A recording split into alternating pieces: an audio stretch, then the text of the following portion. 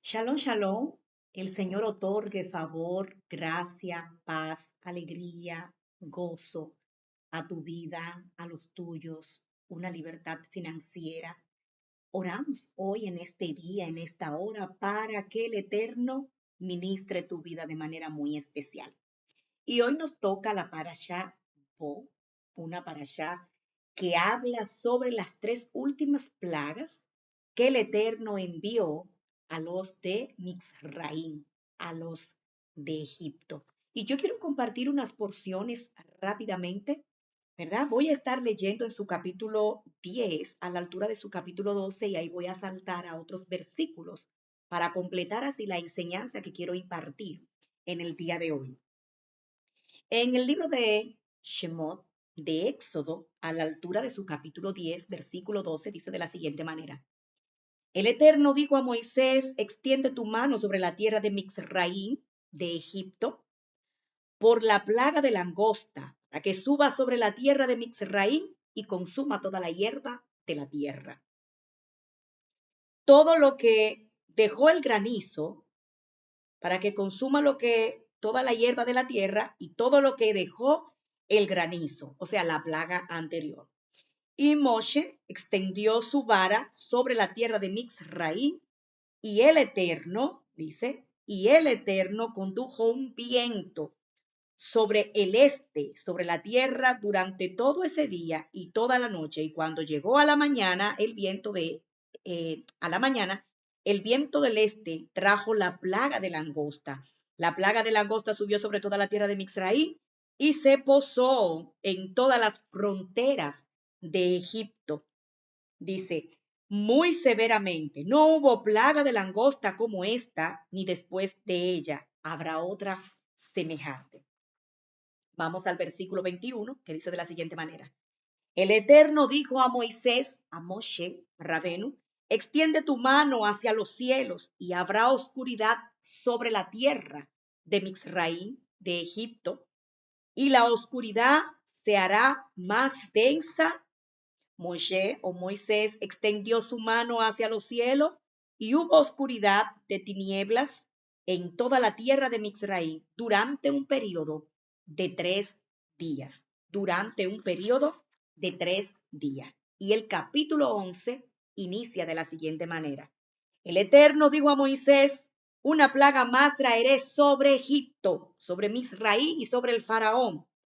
Después de ello los enviará fuera de aquí, y cuando los envíe fuera, lo hará completamente. Ciertamente lo expulsará de aquí. Por favor, escucha el Señor hablando. Por favor, habla a los oídos del pueblo, y que cada varón pida a su prójimo y a cada mujer su prójima utensilio de plata, utensilio de oro.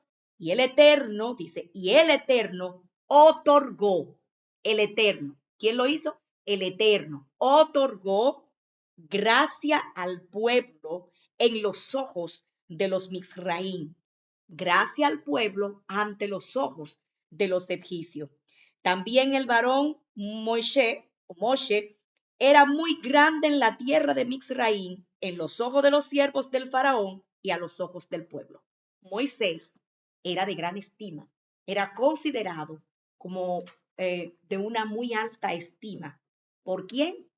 Por su pueblo, pero también por el pueblo, vamos a bajar un poquito, por el pueblo de Mizraim. La parashá que vamos a tratar en este día es la parashá Bo, que se traduce como ve o anda, ¿verdad?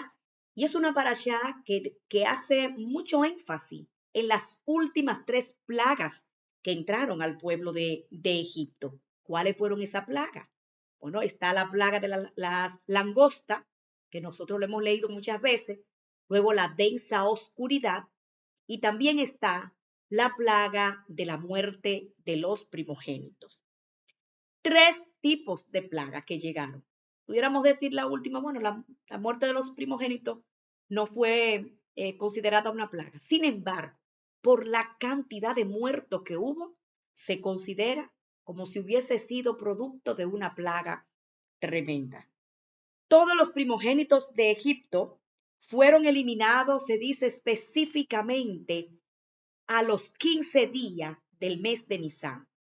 El mes de Nisan, dentro de lo que es el calendario gregoriano, que es el calendario por el cual nos regimos nosotros, usted y yo, calendario gregoriano, ¿verdad? Ellos se mueven bajo otro calendario. Se dice que, o se especifica, las historias, los escritos de esta gente enseñan que el día en que ellos salieron era 15 de Nisan, que para nosotros vendría siendo entre marzo o abril, dependiendo, ¿verdad? ¿Por qué depende? Porque este pueblo se regía, o los días, los meses, se regía por la luna. De hecho, se dice que a partir de aquí, de resaltar que el 15 de Nisan fue el día en que el pueblo salió, ¿verdad?, de la presencia de los egipcios, se utilizó como una misbot, un precepto para establecer un calendario. Un precepto que estableciera día, meses, año en la que ellos salieron. Y especifica, según algunos rabinos, que eso aconteció en el año, lo tengo por acá, vamos a ver porque no lo quiero dejar pasar, 2448. En el año 2448, el pueblo sale, se va, ¿verdad?, de la presencia de los misraín. Y a partir de este momento, ellos empiezan a regirse por lo que es un calendario lunar. El pueblo de Dios trabaja con el calendario, o trabajó en ese entonces con el calendario lunar. Luego, pasados muchos años después, entonces entra también la parte del sol. Y es cuando ellos se rigen por lo que tiene que ver con un calendario lunisolar. Aunque nosotros no movamos en la parte de un calendario gregoriano, la influencia de los tiempos, de cómo esta gente se movía, nos llegó a nosotros. ¿Por qué yo digo esto? Fíjense, en los tiempos de antes, tiempos antiguos, en la que se movieron nuestros ancestros, nuestros abuelitos, los bisabuelos, los tatarabuelos, eran gentes conocedores de los tiempos. Y para ello determinar si el año iba a ser bueno, si iba a ser un año malo, si iba a ser un año fructífero, ellos salían y observaban al firmamento. Y dependiendo de cómo estuviesen ubicados las constelaciones, la posición de la luna, el tamaño de la luna, entonces determinaban si el año iba a traer una cosecha buena o si el año iba a ser un tanto seco, un tanto malo, o no iba a haber mucha abundancia en ese año. ¿Por qué? Porque miraban, o más bien tenían la influencia de lo que se conoce para los hebreos un calendario lunar, que ya luego más adelante y hoy día hay una parte de ellos que se dividen, ¿verdad?, que se rige por el calendario lunar. Hay otros que trabajan en cambio con lo que es el calendario lunisolar. Bien, colocada esta parte, es bueno entonces hablar un poquito de todo lo que aconteció. El pueblo zarpa y sale en el mes de Nisan, mes de abril o marzo. Y durante ese tiempo es que se celebra o se conmemora lo que para ellos es el tiempo de la Pascua. Nosotros aquí desde este lado, a algunos le llaman como la Pascua, a los tiempos de la crucifixión de Cristo, la Semana Santa. Nosotros le conocemos como la Semana Santa, algunos le llaman la Semana Mayor. Es porque tiene una relación con el tiempo de la salida del pueblo de Dios. Y cuando esto pasa, hay una serie de instrucciones que el Eterno le da al pueblo de Dios. Debían matar un corderito limpio, puro, sin mancha, ¿verdad? Y que debían comerlo y luego compartir con los que no tuvieran.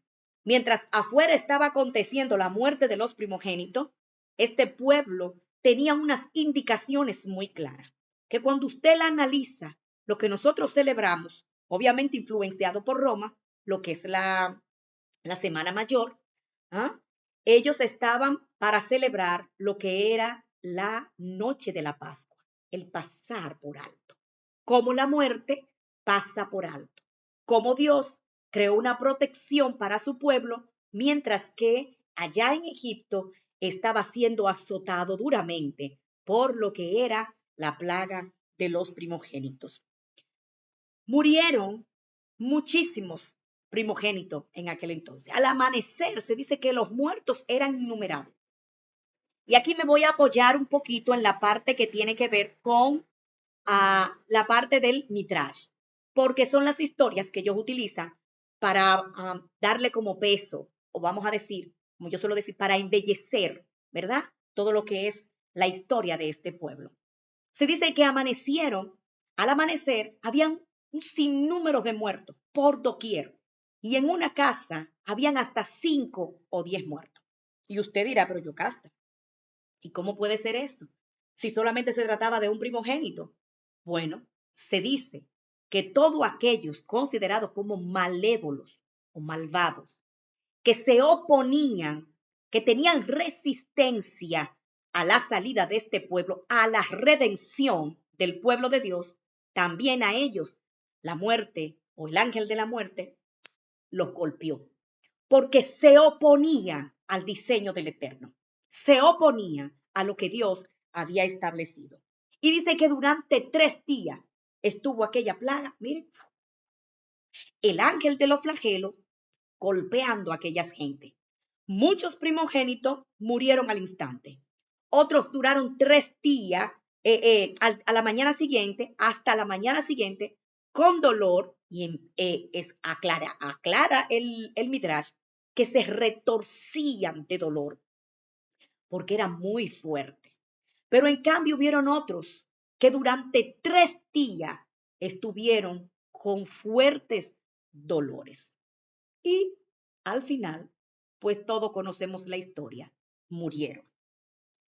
Es bueno aclarar, porque no solamente como fueron uno pudiera preguntarse, pero si se trataba del primogénito, ¿cómo es posible que en una casa murieran 5? Bueno, ¿cómo es posible? Pudiera ser el primogénito de la esposa del hombre de la casa. Pudiera ser el primogénito de la esclava que estaba en la casa. Y dentro de ellos también podía ser que si había una hija mayor y ya tenía hijo, el primogénito de ese, mire qué cosa tan fuerte. Eso fue una matanza terrible. Moría también. Pero si dentro de esa casa había un malévolo o un malvado que se había opuesto acérrimamente a la redención del pueblo, también moría. Entonces, basado en esto, nosotros podemos entender realmente cómo se va desarrollando todo esto y el por qué en una casa habían de 5 hasta 10 muertos, aclara el Midrash. Cuando todo esto se da, el Señor da una palabra y la leímos, que le dice, y ellos los echarán de aquí. Cuando todo esto pasa, se dice que muchos de los Misraim corrían hacia donde estaba Goshen o Gosén, en busca de hablarle a los Ben Israel, a los hijos de Israel, para que se fueran, para que se marcharan rápidamente, porque querían ser libres del azote de la muerte. E iban allá y entonces le propone que se vaya, que se vaya. Pero Dios le dice a Moshe Rabenu o a Moisés, diles al pueblo, por favor, dile al pueblo. Y ese por favor denota una urgencia en Dios. Denota que se detengan a pensar antes de arrancar y salir de que porque ellos le están diciendo que se vayan. Dile al pueblo, por favor, que exijan, que le pidan a los de Mizraim, que tenían esa urgencia porque ellos se fueran, que le exigieran oro, plata, ganado, ovejito, todo lo que ellos tenían que se lo podían dar. Les exigían al pueblo, ¿ustedes quieren que nos vayamos? Entonces denos oro, denos los becerritos, denos la vaquita. Y entonces así nos vamos a ir. Antes de esto, Cuando se levanta la plaga de la langosta, acaba con todo el sembradío, o el sembrío, como se dice, ¿verdad? Por si acaso lo digo mal. Y pasada el tiempo de la plaga de la langosta, entonces entra la plaga de la oscuridad, que esta es la parte que quiero resaltar. Cuando se da la parte de la plaga de la oscuridad, todos, dice el Midrash, quedaron estáticos durante 3 días donde estaban, porque los egipcios no podían ver nada. Era una densa oscuridad que era como a tientas y no se podían mover. Sin embargo, dice que los hijos de el Eterno se movían y hurgaban entre las casas de los egipcios y sabían dónde estaba precisamente el oro, la plata, el dinero, todo lo que ellos iban a pedir. Que si usted sabe que dentro de un grupo hay unos que son más sagaces que otros. Cuando los egipcios se negaron, cuando ellos le dijeron que salgan, y los egipcios se niegan, o más bien no se niegan, sino que, los hebreos no se niegan, sino que los hebreos esperan esa oportunidad para decirle a los egipcios, ¿ustedes quieren que nos marchemos? Entonces, denos las riquezas que ustedes tienen. Entréguenos sus riquezas. Como ellos se negaron, que ahí es la parte donde quiero llegar, como ellos se niegan y le dijeron, no, nosotros no tenemos riqueza, ellos lo mandaron específicamente, claramente, a los lugares donde estaban las riquezas, porque ya habían hurgado y ya sabían dónde estaban colocadas.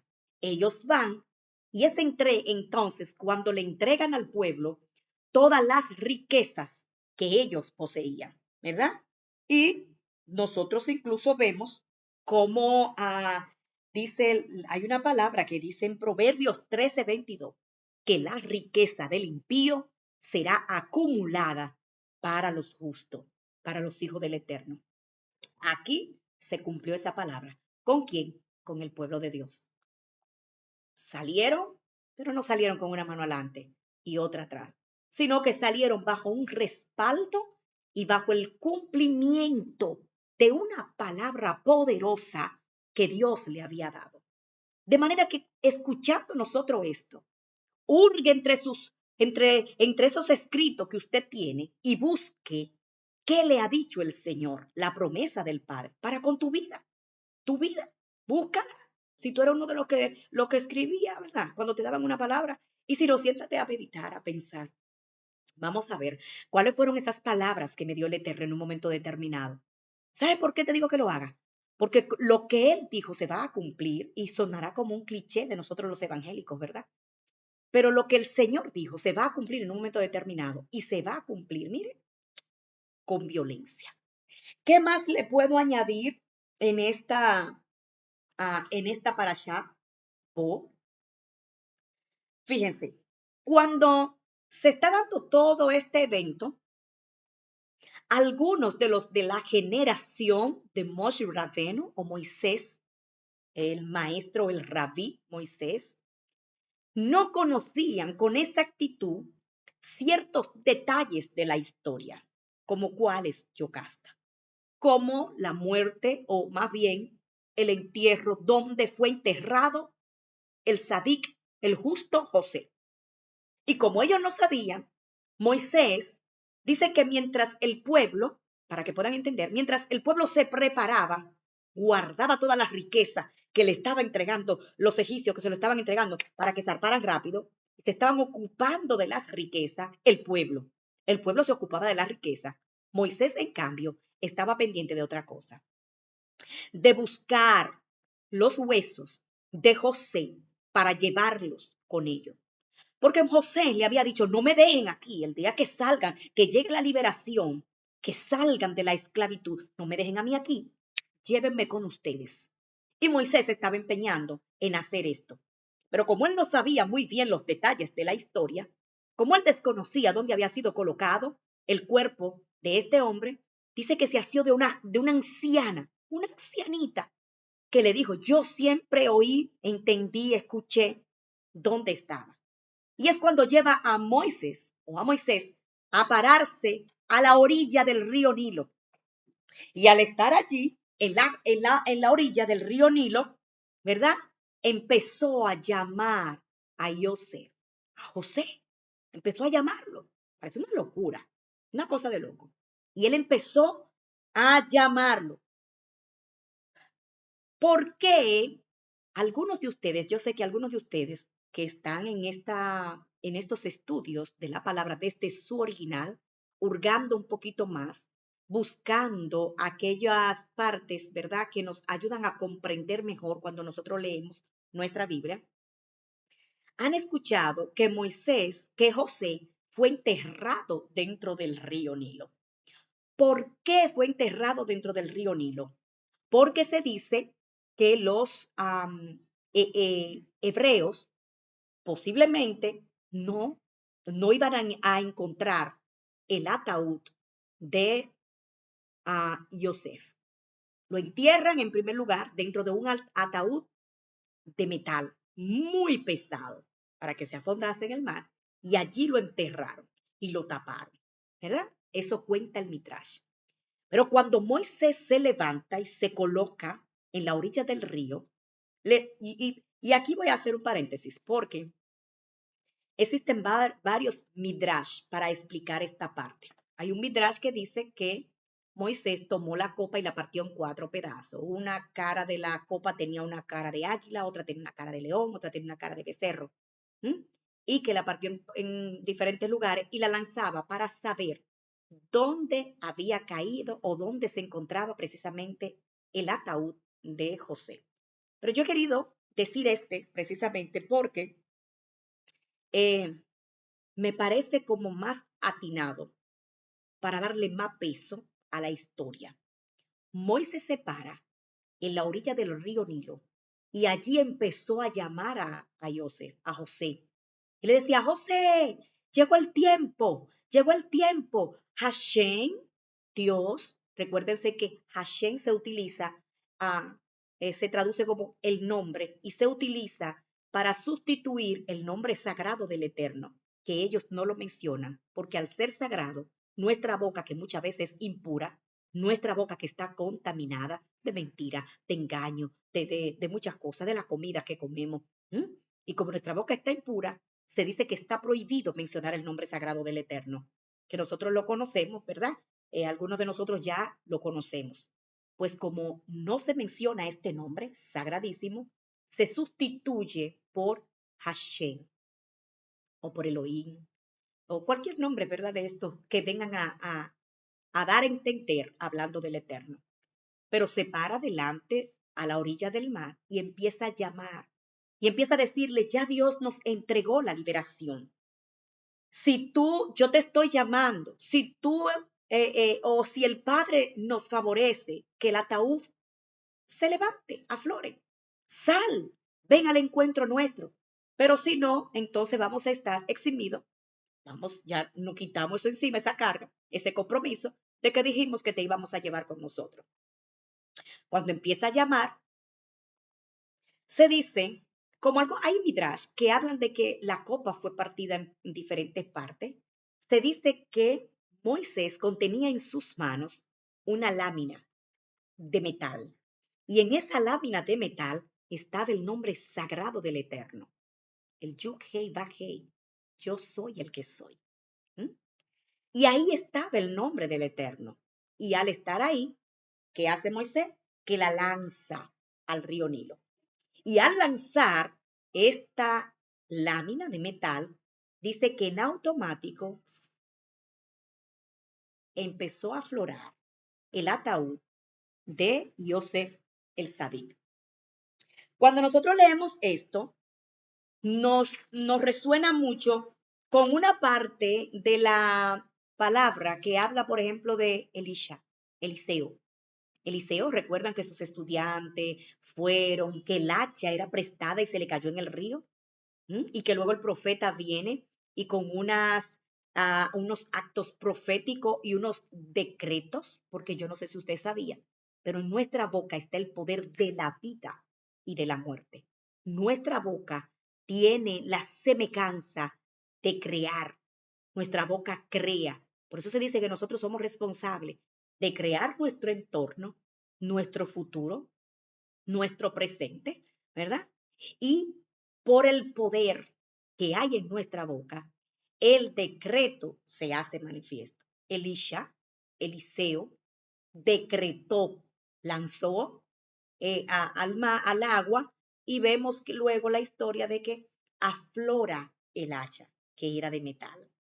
Esto tiene una consonancia con lo que se da, ¿verdad? Con lo que pasó con Moisés frente al río Nilo para levantar o llevarse el ataúd de José.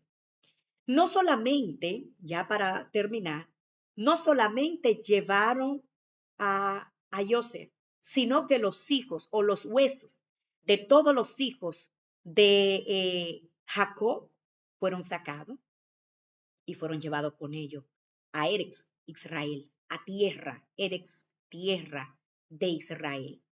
¿Por qué? Porque Dios había dado una promesa. Y cuando Dios da esa promesa, eso se tiene que cumplir sí o sí, ¿verdad? Aquí ya nosotros podemos ver cómo Moisés realizó esta gran hazaña, ¿verdad? Nosotros nos damos cuenta que Moisés, Abraham, Eliseo, Elisha, fueron capaces de revertir leyes que tenían que ver con la fisicalidad para trascender y colocarse o ubicarse en leyes sobrenaturales muy potentes. Cuando nosotros analizamos esta parte de la palabra y escudriñamos todo esto, nos damos cuenta que el Eterno nos ha concedido a nosotros una oportunidad tan tremenda, de poder, por la palabra lo dice que en su nombre nosotros haremos proezas. O sea que si ha llegado un momento de tu vida de la que te has sentido que estás estancado, que tú no avanzas, que eres un bueno para nada, que no sirve, que las etiquetas que te mandó mamá, que la etiqueta que te puso papá, o el vecinito, o lo que... Usted tiene que salir de ese estado, salir y entender que lo que Dios ha depositado en tu vida es demasiado potente, es demasiado grande, que el poderío del Dios eterno se manifiesta cuando tú estás a sí mismo acogido a los preceptos, a los mandamientos, a los estatutos, a las leyes del eterno. Que vuelvo y repito, como he dicho en otras ocasiones, hablar de leyes provoca urticaria. No, el antiguo pacto está contenido por leyes. No, pero las leyes no son más que instrucciones, los preceptos, cómo nos vamos a conducir, qué es lo que debemos hacer. Cuando nos acogemos, cuando cumplimos, Deuteronomio 28, acontecerá que se oyere atentamente para poner por obra, ¿verdad? Entonces nos irá bien, esa es la palabra, nos irá fenomenal, vamos a ser fructíferos y nos vamos a expandir, vamos a crecer en la medida en la que nosotros pongamos en práctica esos decretos del Eterno. Si Moisés, si Eliseo, si Abraham y otros tantos, ¿verdad? Que se me pueden escapar en este momento, hicieron proezas en las manos del Eterno, tú también y yo contamos con el privilegio de hacer proezas en la mano del Eterno. Así es que yo te bendigo de manera muy especial, esperando que esta parashá te bendiga y aporte a tu vida ese nutriente que tu alma necesita para salir del exilio, que salga del exilio, así como el pueblo que salió de la esclavitud de Egipto de estrechez, tu mente salga de la estrechez en la que se pueda encontrar y tu alma crecer, ¿verdad?